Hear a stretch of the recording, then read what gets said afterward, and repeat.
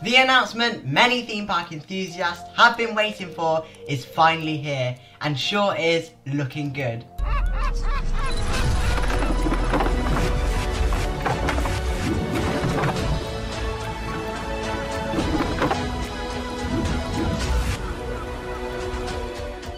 Splash Canyon is returning to Drayton Manor for 2021 and the area is sure looking fantastic. The new Adventure Cove area will be a nautical themed zone for the whole family to enjoy, with fun add-ons to some of the park's most loved family favourites and a selection of new rides and attractions.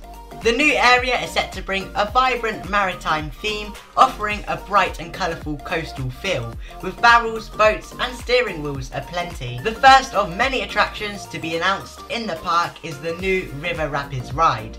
The young and young at heart will be taken on a journey through a cartoon-style fishing port on their very own 9-person boat around a rapids course, past vibrant paints of shacks and seafarers. Family favourites such as Shockwave have also been painted in a vibrant rainbow of colours, bringing a fresh and fun atmosphere to the area.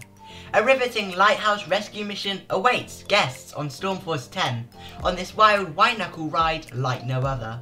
Stormforce 10 fans will also be thrilled with the painting of the iconic tower, creating a dramatic view over the lake. The new Adventure Cove area is set to open in stages from spring 2020, with more attractions to be announced in due course. The exciting addition is the first investment phase of the new owner's looping group, which aims to introduce more new elements to the park's family-friendly offering. So from this information, Splash Canyon is now looking to be called River Rapids Ride.